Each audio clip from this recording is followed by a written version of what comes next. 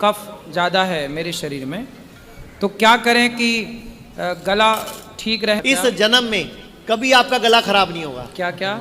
लौंग और छोटी इलायची दोनों को भून लो तवे पे। हाँ। और उसका पाउडर बना लो और उसको चाट लो सुबह शाम, बस 2 ऐसी टाइम। शहद लगा के ऐसी चाट लो, नहीं तो अगर नहीं तो शहद के साथ चाट लो।